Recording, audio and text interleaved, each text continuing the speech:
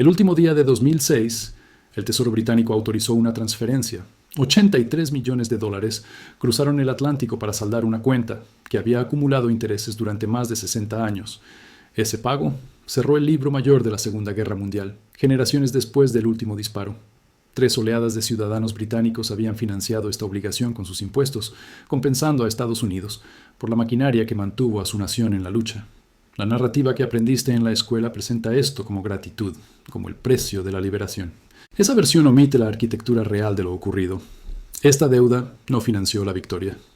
Representó la tarifa que Estados Unidos extrajo por permitir que Gran Bretaña continuara resistiendo su aniquilación. Los cargos por intereses eran simplemente la capa superficial de una extracción mucho más profunda. Entre la caída de Francia y la rendición de Japón, Washington orquestó una maniobra financiera sin paralelo histórico. Cuando Gran Bretaña declaró la guerra al Tercer Reich, comandaba el imperio más grande de la historia humana, controlando territorios que abarcaban un cuarto de la masa terrestre del planeta. Cuando se firmó el armisticio, Gran Bretaña quedó financieramente arruinada. Sus bóvedas de oro vaciadas, sus inversiones extranjeras liquidadas bajo presión, sus bases estratégicas arrendadas a Estados Unidos por casi un siglo, arrastrando obligaciones por valor de 31.000 millones de dólares. Ajustado a valores monetarios modernos, eso es casi $500 million. El costo monetario, aunque asombroso, no fue el precio real. El imperio mismo fue la garantía que cambió de manos. Esto no fue ayuda mutua entre socios enfrentando una amenaza común. Fue extracción sistemática de riqueza, ejecutada mientras una parte luchaba por sobrevivir, disimulada tras el lenguaje de la amistad y el apoyo. Los mecanismos de esta transferencia fueron precisos, calculados y despiadadamente efectivos. El Tesoro estadounidense, mientras Gran Bretaña batallaba contra la Luftwaffe y las campañas de submarinos, desmanteló metódicamente el poder financiero británico mediante instrumentos legales y obligaciones contractuales, lo que Londres se vio obligada a liquidar. ¿Quién capturó el valor de esas ventas forzadas? ¿Por qué la asistencia estadounidense terminó una semana después de la rendición de Tokio? ¿Cómo el préstamo de posguerra demolió lo que quedaba de la soberanía económica británica? Estos detalles revelan el plan.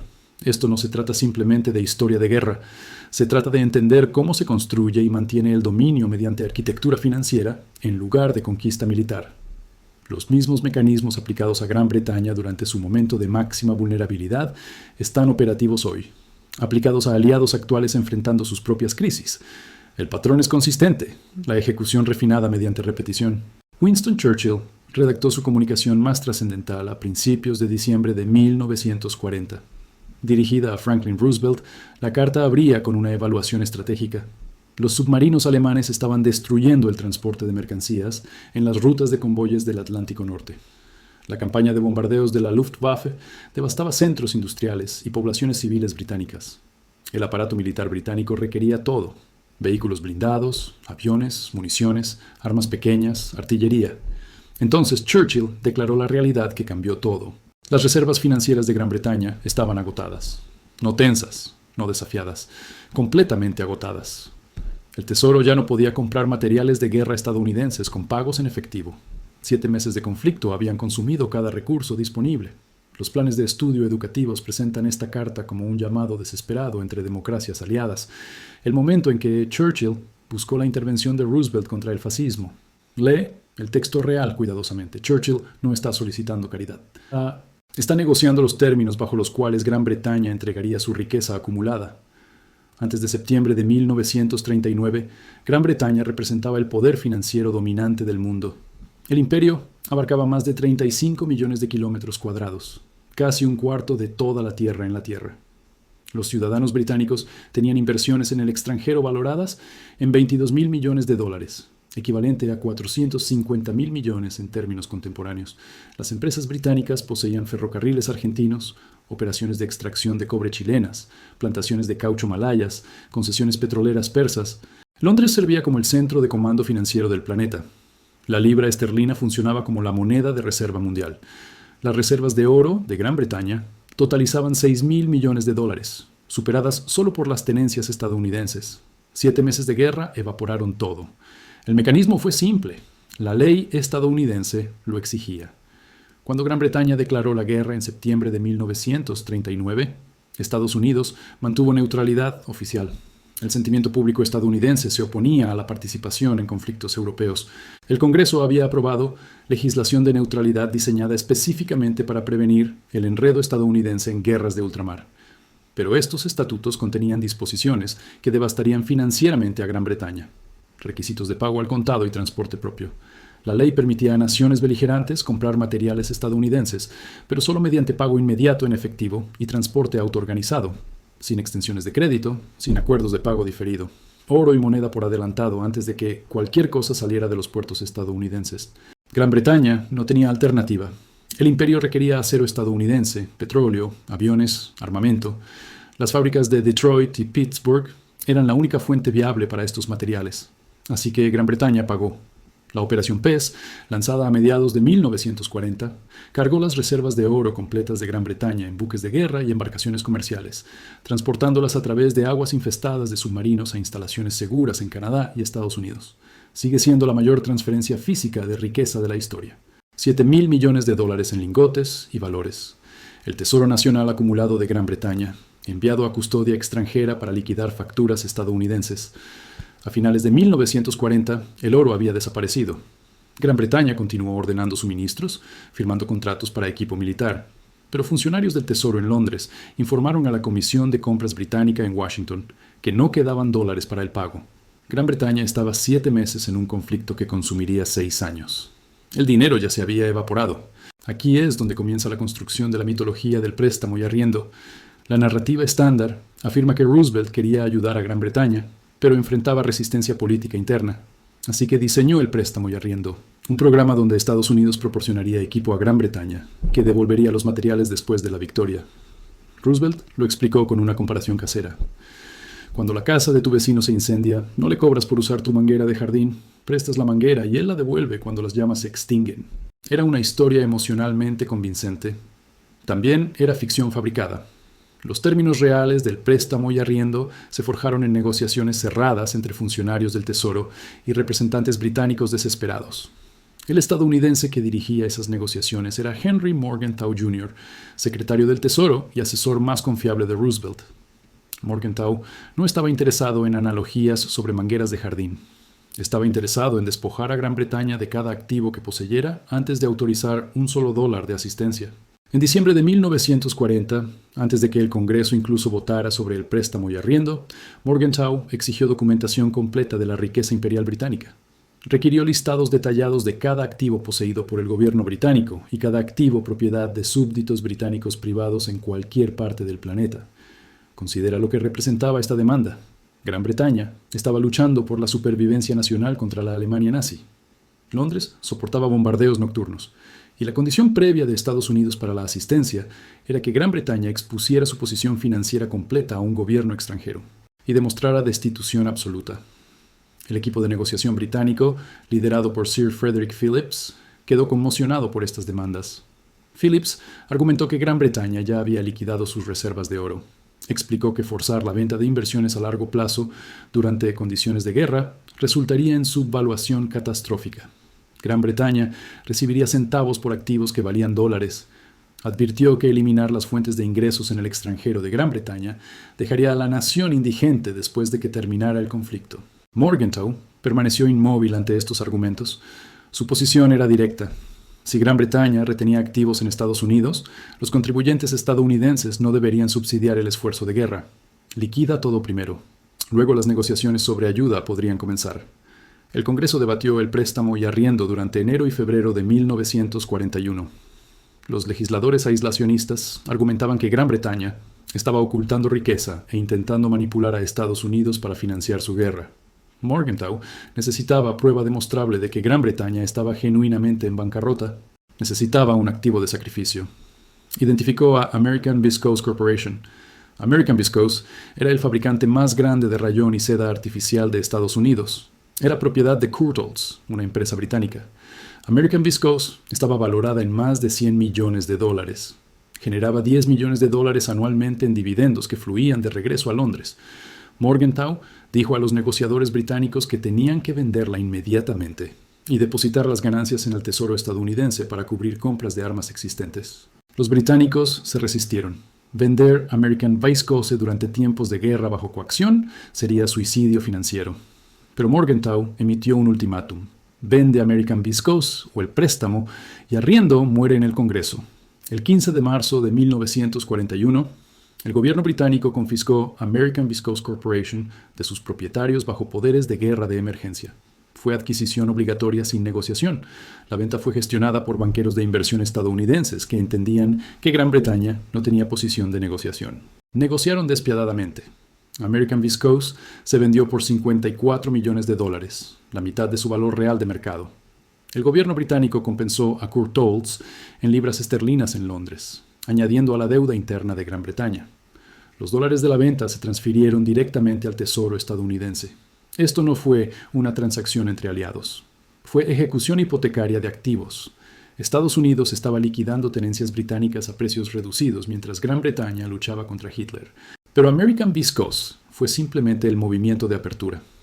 Morgenthau forzó a Gran Bretaña a vender $650 millones en valores y acciones estadounidenses en manos de ciudadanos británicos. Acciones de propiedad británica en empresas estadounidenses de todos los sectores. Carteras de inversión acumuladas durante un siglo de construcción de riqueza. A mediados de 1941, Gran Bretaña había liquidado $1.100 millones en inversiones estadounidenses, equivalente a $22.000 millones en moneda actual.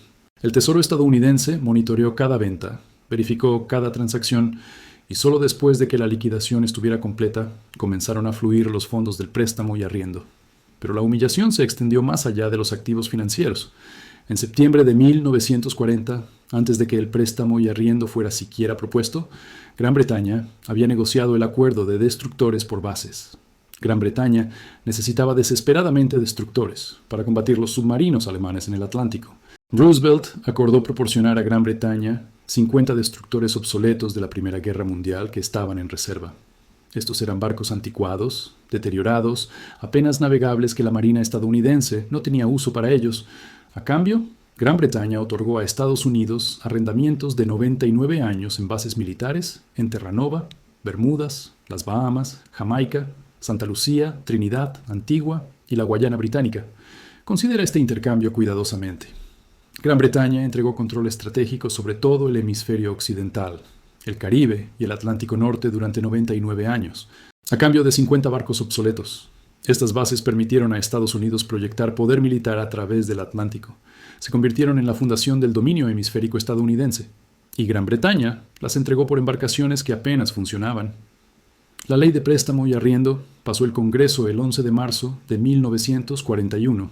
Autorizó $7.000 millones inicialmente, expandiéndose eventualmente a $50.000 millones para todas las naciones aliadas. Para Gran Bretaña específicamente, $31.000 millones en ayuda durante 4 años. La maquinaria de propaganda lo llamó el arsenal de la democracia.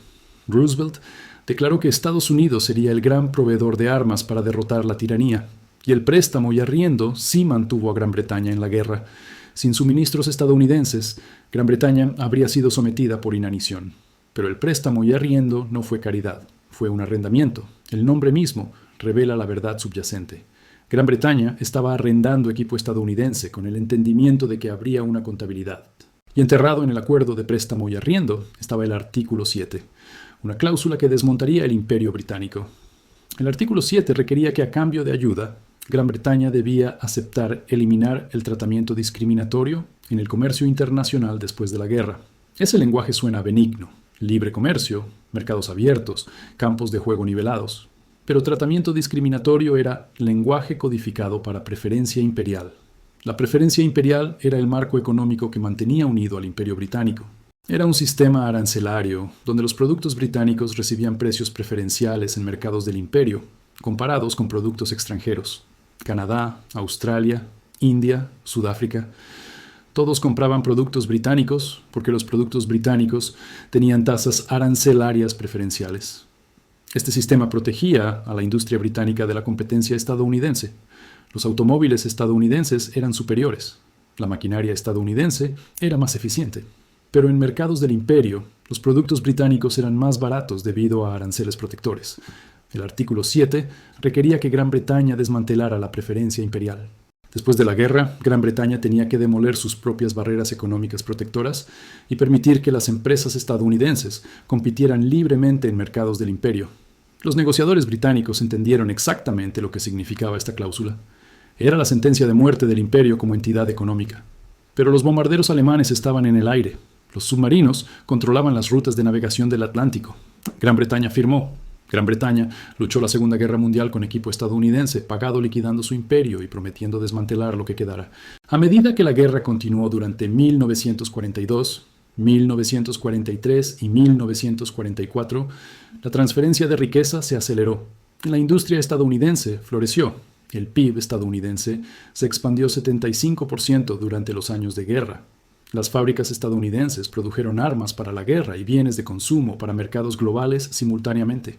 Gran Bretaña, mientras tanto, convirtió cada fábrica a producción de guerra. Gran Bretaña dejó de exportar bienes comerciales. Las empresas británicas abandonaron mercados en América Latina, Asia y África. ¿Y quién llenó esos mercados? Corporaciones estadounidenses. Mientras las fábricas británicas fabricaban Spitfires, las fábricas estadounidenses fabricaban Spitfires y refrigeradores, radios, automóviles, tractores para el mundo entero. Estados Unidos estaba luchando la guerra mientras simultáneamente capturaba el futuro comercial de Gran Bretaña. Para 1944, la transferencia estaba completa. Las reservas globales de oro se habían reubicado de Londres a Fort Knox. El centro de gravedad financiero había cambiado permanentemente a través del Atlántico, pero Gran Bretaña creía que el sacrificio sería reconocido. Los funcionarios británicos creían que porque Gran Bretaña había luchado sola durante 2 años, porque Gran Bretaña se había arruinado para derrotar a Hitler, Estados Unidos sería generoso después de la guerra. Creyeron incorrectamente. El 15 de agosto de 1945, Japón se rindió. La Segunda Guerra Mundial había terminado. En Londres, las multitudes celebraron fuera del Palacio de Buckingham. La guerra fue ganada. 7 días después, el 21 de agosto de 1945, el presidente Harry Truman firmó la Orden Ejecutiva 9620. El préstamo y arriendo fue terminado inmediatamente, completamente, sin advertencia. A los barcos de suministro estadounidenses en medio del Atlántico se les ordenó revertir el curso y regresar a Estados Unidos, sin periodo de transición, sin periodo de gracia. La línea de vida fue cortada. El gobierno británico quedó paralizado por el shock. Habían asumido que la ayuda continuaría durante la reconstrucción. La economía británica había sido completamente distorsionada para la producción de guerra. Las fábricas necesitaban conversión de vuelta a producción civil. Ese proceso requiere tiempo. Gran Bretaña estaba importando la mitad de su comida y casi todas sus materias primas, pagadas con dólares del préstamo y arriendo. Sin esos dólares, Gran Bretaña enfrentaba inanición. John Maynard Keynes, el economista más brillante del siglo, calculó que Gran Bretaña enfrentaba una catástrofe financiera. En meses, Gran Bretaña tendría que incumplir pagos internacionales, detener importaciones de alimentos y racionar hasta niveles de inanición. Solo había una opción. Gran Bretaña tenía que solicitar un préstamo. En septiembre de 1945, un John Maynard Keynes moribundo viajó a Washington. Tenía 62 años, sufriendo de enfermedad cardíaca que lo mataría en meses. Viajaba a Estados Unidos no como un intelectual, sino como un suplicante. Keynes creía que tenía un argumento moral. Gran Bretaña había luchado sola durante 2 años, mientras Estados Unidos permaneció neutral. Gran Bretaña había sacrificado su economía completa por la civilización occidental. Por lo tanto, Estados Unidos debería proporcionar a Gran Bretaña una subvención. $6,000 millones, no un préstamo. Un regalo, compensación retroactiva por el sacrificio. Keynes lo llamó justicia. Pero cuando Keynes llegó a Washington, descubrió que la justicia no era una moneda que los estadounidenses reconocieran. Los negociadores estadounidenses, liderados por Fred Vinson, no se conmovieron por los argumentos morales de Keynes. La guerra había terminado. El público estadounidense estaba exhausto de financiar Europa. El Congreso sospechaba del nuevo gobierno laborista de Gran Bretaña, que había sido elegido en una plataforma de nacionalización de industrias. Los estadounidenses ofrecieron un préstamo, no una subvención. 3.750 millones al 2% de interés. Era apenas suficiente para sobrevivir, y venía con condiciones diseñadas para destruir lo que quedaba de la independencia económica británica. La condición más devastadora fue la convertibilidad de la libra esterlina. Los estadounidenses exigieron que dentro de 1 año de recibir el préstamo, Gran Bretaña debía hacer la libra completamente convertible. Esto significaba que cualquiera que tuviera libras británicas podría cambiarlas por dólares estadounidenses en cualquier banco. Los estadounidenses presentaron esto como promoción del libre comercio, pero era una trampa. Durante la guerra, Gran Bretaña había forzado a sus colonias a aceptar pagos en libras, pero les había prohibido convertir libras a dólares. Esto creó un sistema cerrado. Países como India, Australia, Egipto tenían libras, pero solo podían gastarlas en productos británicos. El sistema protegía a la industria británica, pero los estadounidenses querían destruirlo. Sabían que si la libra se volvía convertible, todos los que tuvieran libras inmediatamente las venderían para comprar dólares, porque los productos estadounidenses eran superiores y todos querían productos estadounidenses. Keynes sabía que esta condición destruiría a Gran Bretaña. Luchó contra ella hasta que su salud colapsó. Pero la alternativa era inanición. Gran Bretaña no tenía elección. El acuerdo de préstamo anglo-estadounidense se firmó en julio de 1946. Keynes murió en abril de 1946, su corazón fallando bajo el estrés de intentar salvar a su país de su aliado más cercano. El invierno de 1947 fue el más frío en la historia británica. Las ventiscas enterraron el país. El carbón se congeló en tránsito. Las centrales eléctricas se apagaron. La gente tiritaba en hogares sin calefacción. Y en medio de esta miseria congelada, el reloj marcó la condición estadounidense. El 15 de julio de 1947, Gran Bretaña hizo la libra esterlina convertible según lo requerido por el acuerdo de préstamo. El resultado fue catastrófico. En el momento en que se abrió la ventana, el mundo se apresuró a vender libras. Países que tenían libras esterlinas durante años las descargaron por dólares. En un mes, Gran Bretaña perdió cientos de millones de dólares del préstamo. La hemorragia fue tan severa que después de solo 5 semanas, el 20 de agosto de 1947, Gran Bretaña se vio obligada a suspender la convertibilidad. Gran Bretaña había quemado un cuarto del préstamo en 5 semanas para nada. La humillación fue total. Este colapso financiero tuvo consecuencias geopolíticas inmediatas. En febrero de 1947, Gran Bretaña envió un telegrama al Departamento de Estado estadounidense. Durante un siglo, Gran Bretaña había sido la guardiana de Grecia y Turquía, previniendo la influencia soviética en el Mediterráneo. El telegrama declaraba simplemente que Gran Bretaña ya no podía permitirse este papel. Gran Bretaña se estaba retirando. Si Estados Unidos quería contener el comunismo, Estados Unidos tendría que asumir la responsabilidad. Esto desencadenó la doctrina Truman. Estados Unidos intervino para llenar el vacío.